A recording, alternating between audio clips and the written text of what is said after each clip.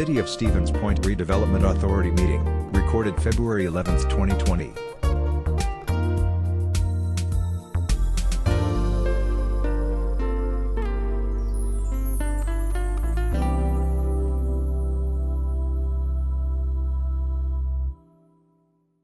It is 3 p.m. I will call the Redevelopment Authority of the City of Stevens Point to order. The director will take the roll. Schleiss. Here. Gardner. Here. Kneebone. Here. Cooper. Here. Kemeter. Here. Laddick. Here. Barrett. Here. Number 2, persons who wish to address the board on a specific agenda item other than a public hearing must register a request at this time. Those that wish to address the board meeting during a public hearing are not required to identify themselves until the public hearing is declared open by the chairperson. We have no one, then we'll pass by on 3. Number 4, minutes and actions of the Redevelopment Authority of December 11, 2019. Director? Just a review of our December meeting. Of course, we didn't have a meeting in January, so recommendation is to accept and put on the in the official file. So moved. Second. Motion and a second. Discussion? All in favor, aye? Aye. Motion carries.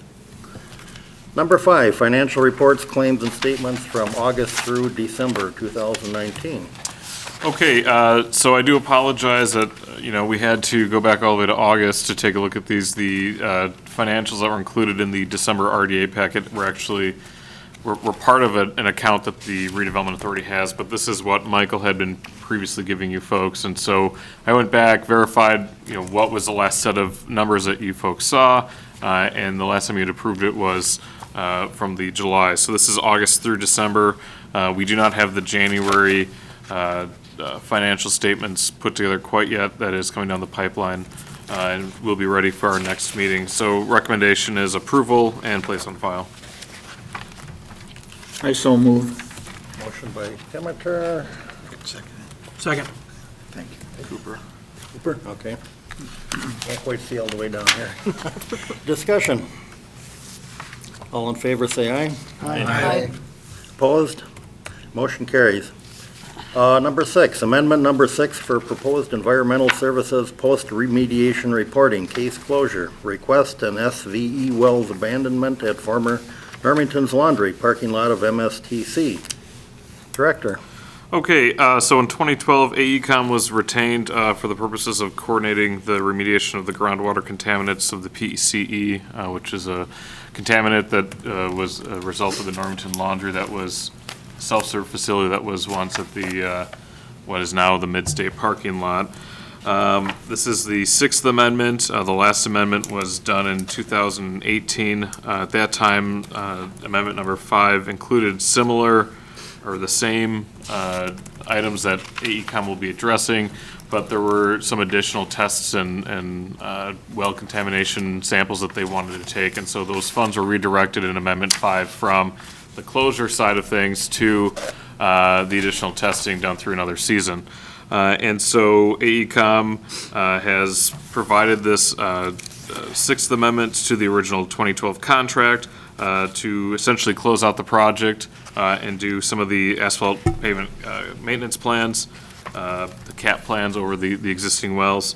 And so that would be a one-time cost not to exceed $16,900. Kyle from AECom is here to answer any questions that the Redevelopment Authority may have pertaining to this request. I have a couple. Who authorized diverting those funds to use it for testing and not use it for your contract? It was a combination of the city. I'm sorry. Oh.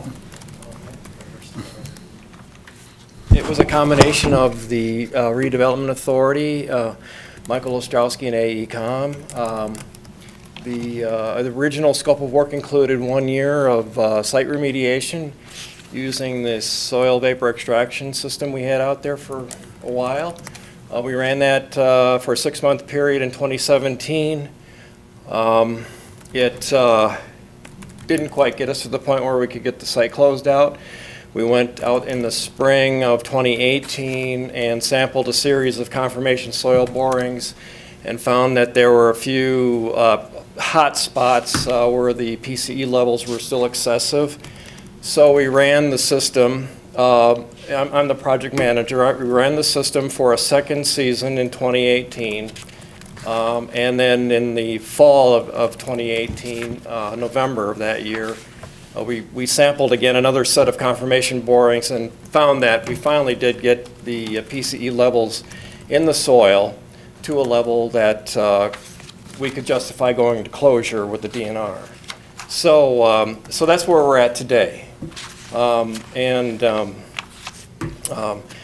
of the work that we did in 2017 and 2018 was invoiced to the Redevelopment Authority, and we did receive payment for those invoices.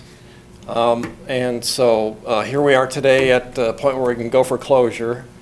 We're not proposing any more site work other than to abandon the wells that are still out there, but that would be the remainder of the site work.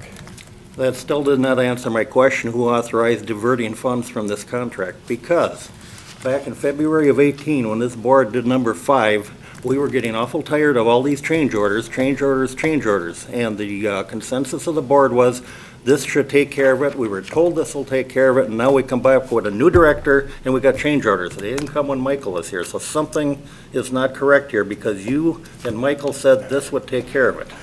Well, You should have, if you had a we had- problem, come back to this board and ask to divert it. You Yes, sir. didn't.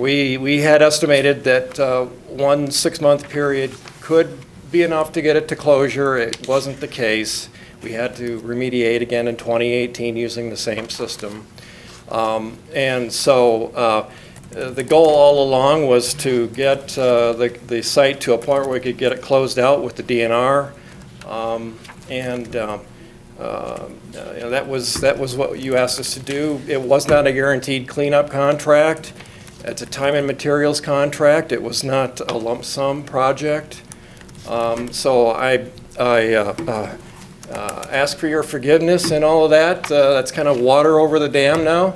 But we are at a point where we can get this site to DNR for closure review. Seems like every time we're running in a contract with your firm, and this goes back many years when I was the controller of the city, that we got change order and change order.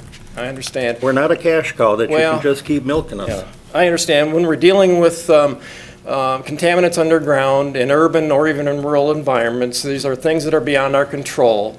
It's not as nice and neat as putting up a building somewhere where there are known quantities. The effort to remediate this site took a second season to do that, which the city at that time was looking to us to get this to a point where we could close it out, and that's where we're at now.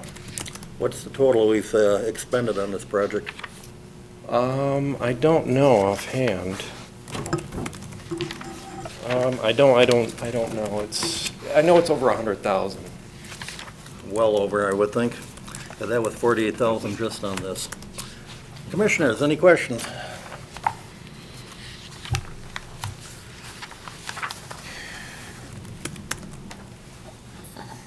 So you said you're not doing any other site work except for continued sampling, or is all sampling finished? We're done with the sampling. The only thing that we would need to do is after the DNR issues what they'll issue is a conditional closure letter, is then to get a subcontractor out there to abandon the 8 soil vapor extraction wells that are still out there. And then once we do that, submit the records to the DNR, and then they issue a final closure letter. I mean, it is what it is. We're at a point where we don't recommend or plan to do any more active remediation on the site.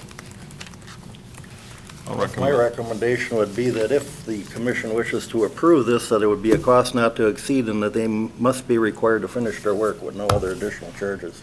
I mean, we've been getting milk for a long time here. I think that was your intent, wasn't it? But the not to exceed 16,900? That's right. Even though your contract says we can't put that in a part of the thing, and that's another problem I've got reading this contract is, but it's not your fault. The city had a project going just when I was retiring between the Director of Public Works, the Director of Community Development, and the city attorney to revise and create our own contract, because these contracts are one-way only. And that's not for the city. But apparently with all the changes in personnel that got dropped, I would hope that they start to take a look at that, because there's a lot of stuff in that contract that ties the city's hands considerably. Do I have a motion?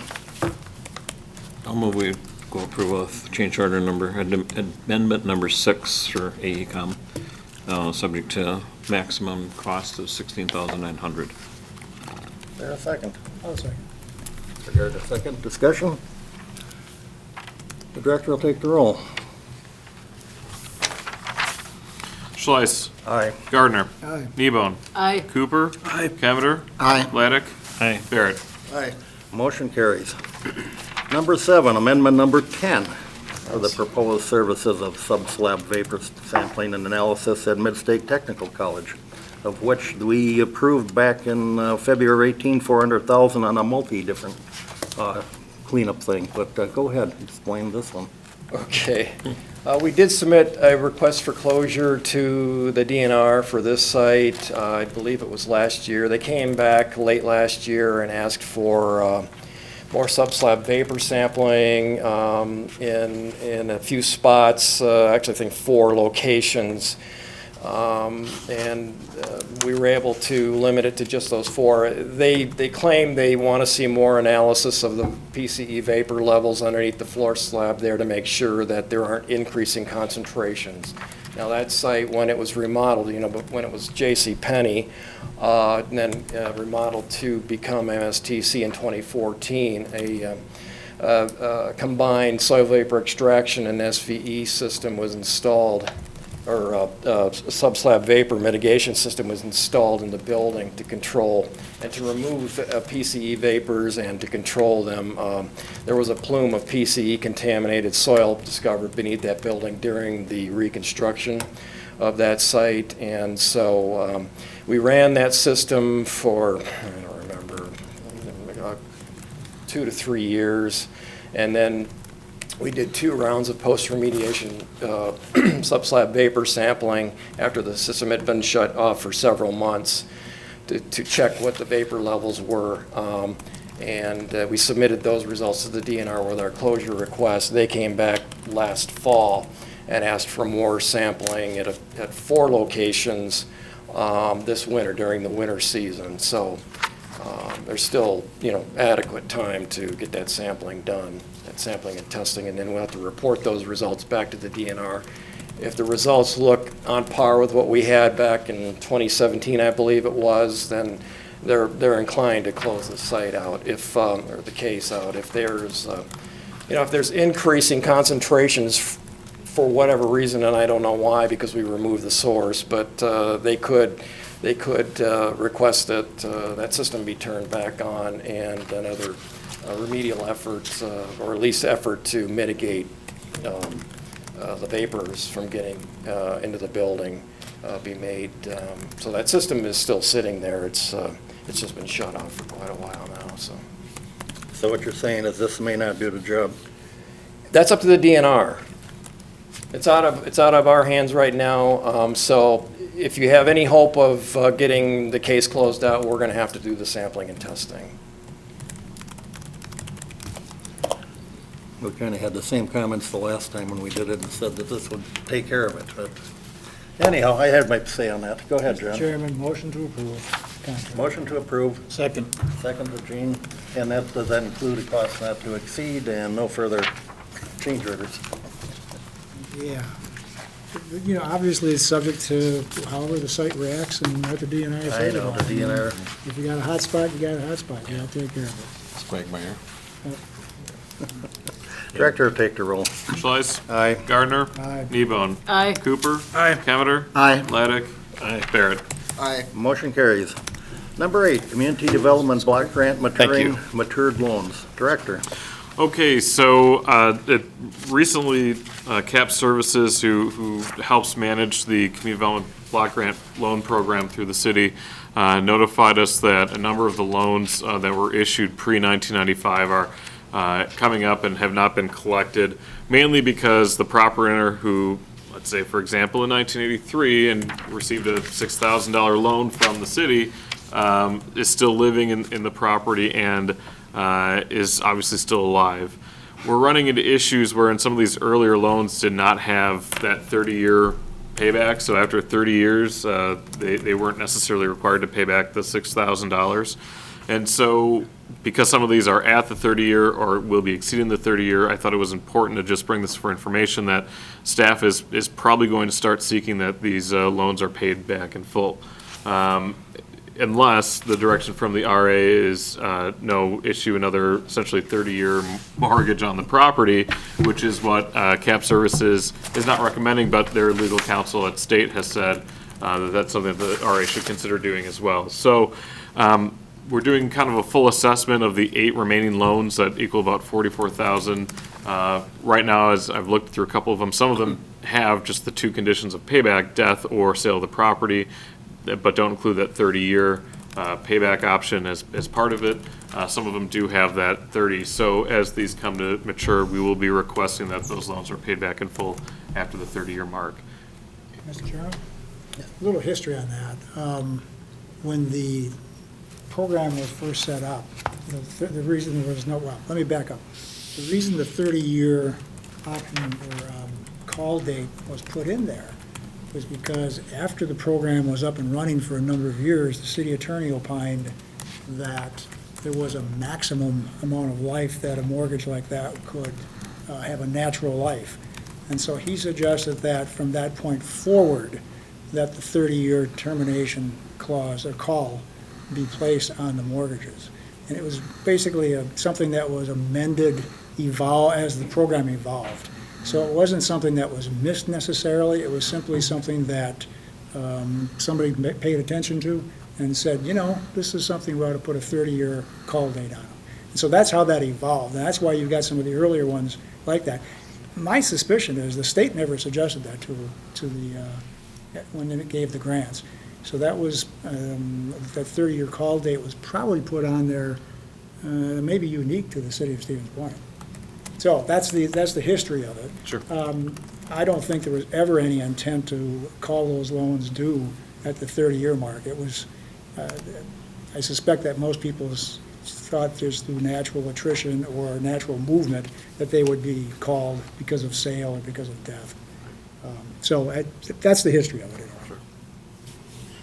Other thoughts? Have you spoken to any of these individuals? Nope, we really, the Community Development Department does not directly contact these individuals. We may, if the RA says, please start sending out some notifications via letter, those would come from my office. But CAP Services, as the provider of the Community Development Block Grant Loan Program, has been the one who's in contact with these individuals.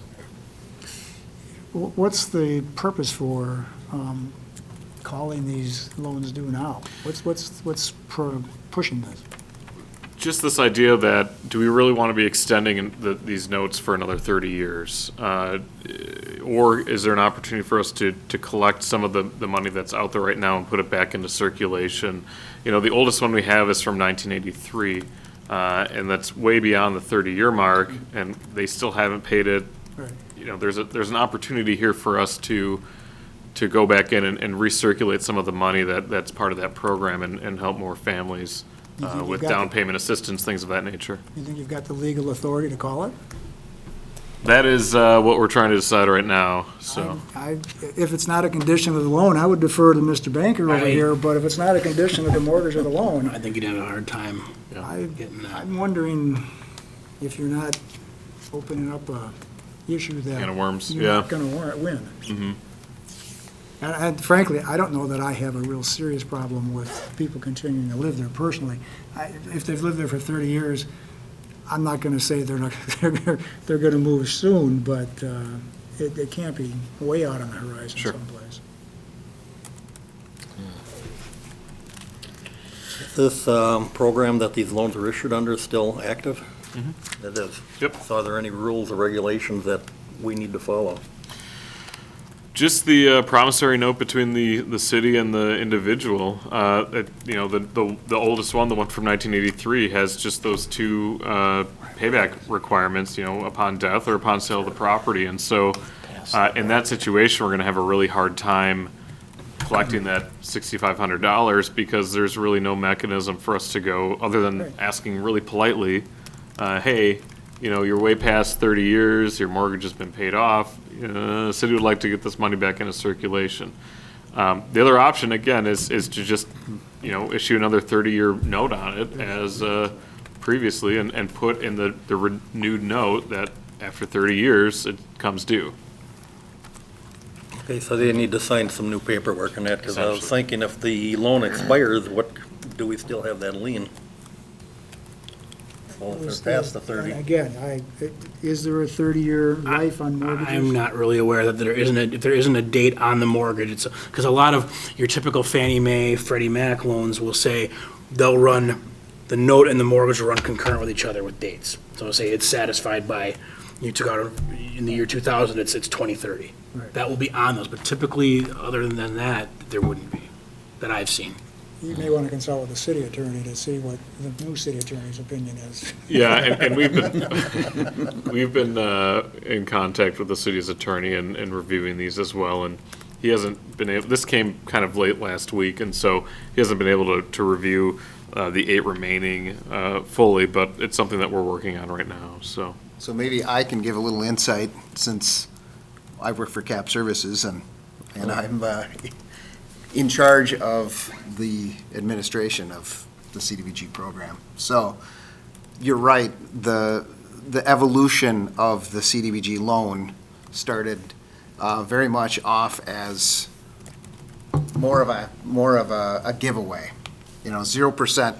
The state actually has told me in conversations with them that the spirit of it was a grant, and it was up to the folks that received this money to kind of come up with terms that they wanted.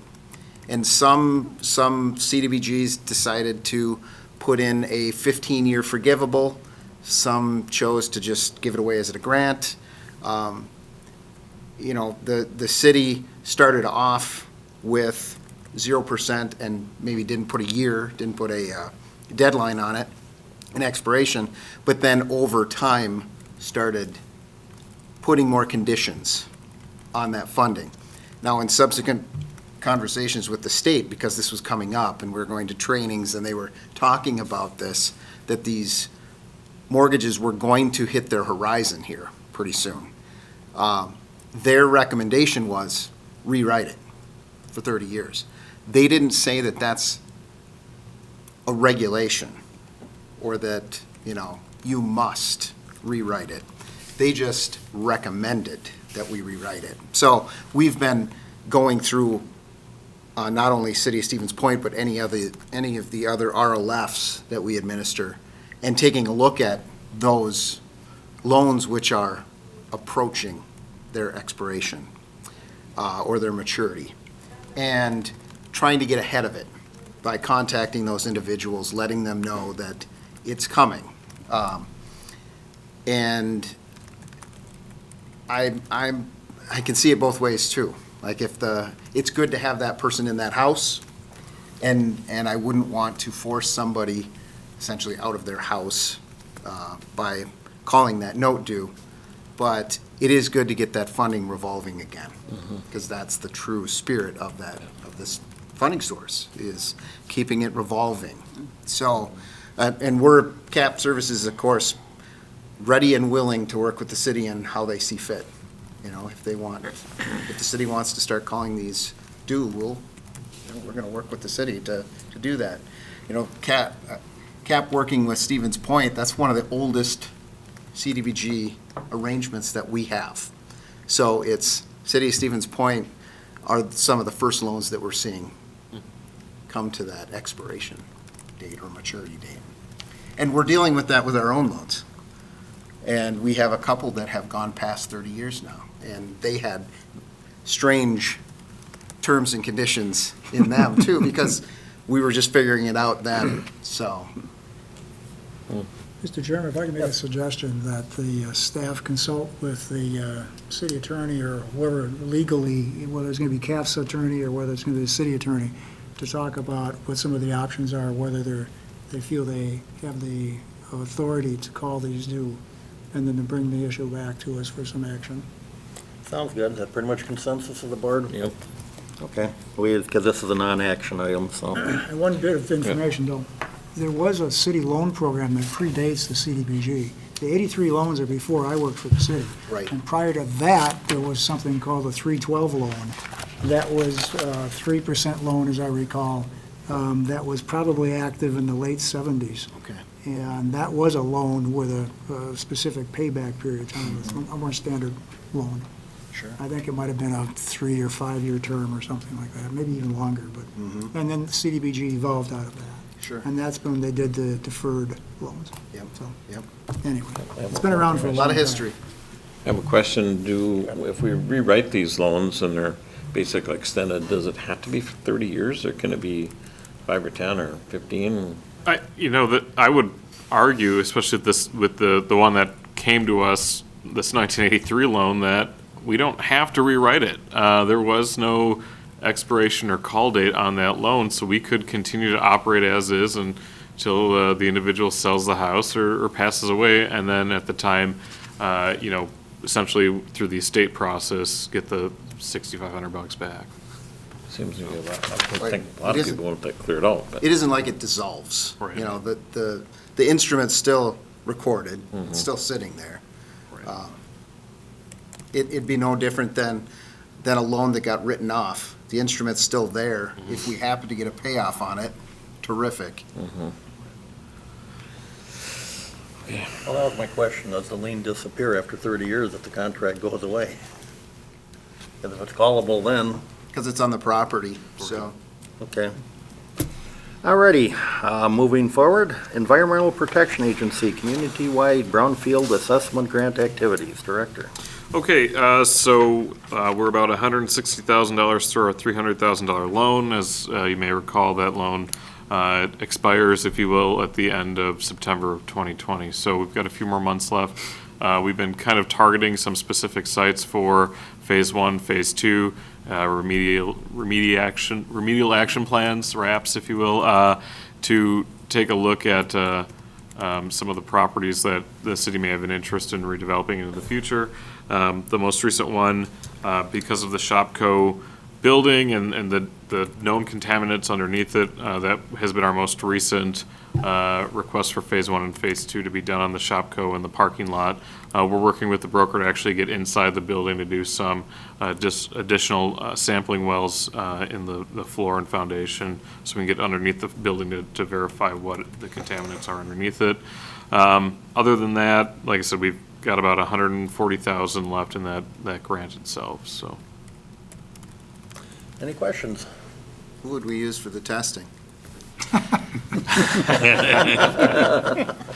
That's contracted through Stantec. Oh, okay. So not AECom, All right. if that's what you were trying to get at. Well, kind of.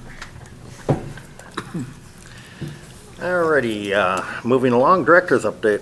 So the only thing really of note that the body should be aware of, the property obviously for Lullaby Development was transferred to Merge.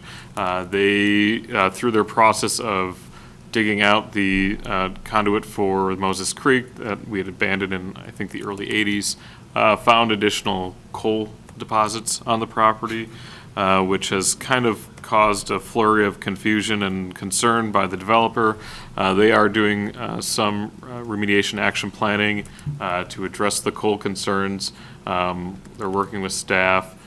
Just as an FYI, this might come up in the future where the city may have to provide additional funds up front to help offset some of the costs associated with removing the coal from the property. So we're working through that with the developer right now. It's kind of up in the air, but it's important for this body to be aware of that. Is it localized just around the storm sewer, or is it around the site elsewhere?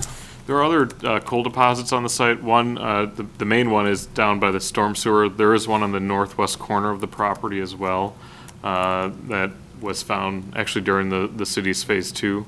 And for whatever reason, Merge has claimed that they weren't aware of it. I kind of find that hard to believe that they would close on a property and not know of the environmental concerns, but that's something that we're working with them on right now. Is this site eligible for the EPA work you were just talking about? So the Brownfield grant is only for Phase 1, Phase 2, and then remedial action planning. And so there's really no way for us to use some of that grant money for actual environmental remediation. This is only for the preparation, the phase ones, phase twos, and perhaps. There was phase one, phase two work done around by the laundry, which would be the northeast corner of the property. And there's probably some work south of that because Correct. they were looking for the PCEs. Right. But I don't know how much, boy, it seems to me that there was some phase one done on the site before. There was, we do have phase one and phase two for that property, and actually the PCE contaminants were removed in 2012 or 2013. There's actually a giant hole dug and all of the contaminated soil was removed from the property. That's not what the concern is. The concern has been really hyper-focused on the coal deposits that they've run into or encountered. So, we did issue footing and foundations for that. It's up to the developer and how they want to work with DNR on remediation, but we are trying to work with them as much as possible to keep the project moving forward. I would have thought that got cleaned up when public service went through that whole area, but No, this is the Lullaby site. did they work on the Lullaby too, or they just, oh, they maybe just had their equipment on it then? Okay. Yeah. Did they have an estimate of the volume that's with the coal deposit? You want to buy it, right? On this kind of weather, but I've, see what kind of, preliminary estimates are 8,400 tons of coal. really, that's a lot. Wow. Yes. How many truckloads does that equate to? About 400.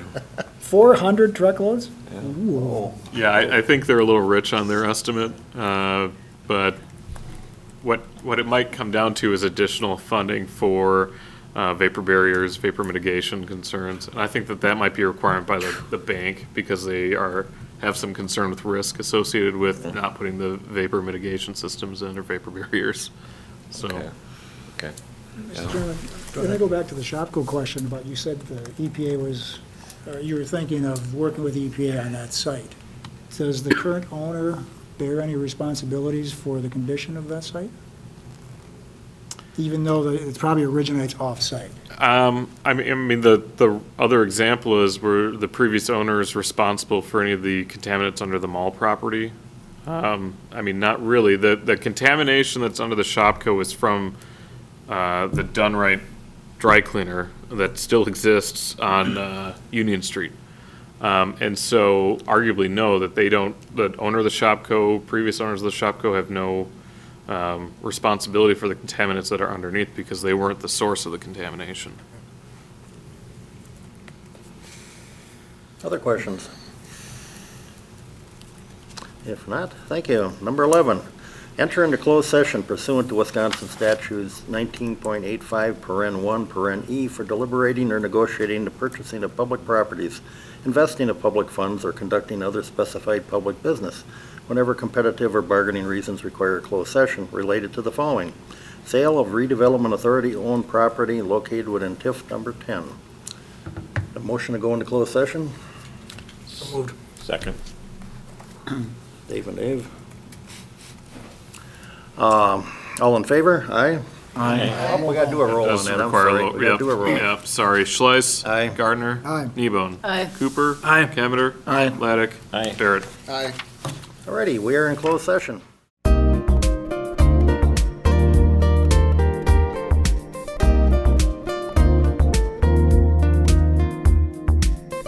Videos of these meetings are available for viewing on the city's website, stevenspoint.com/video.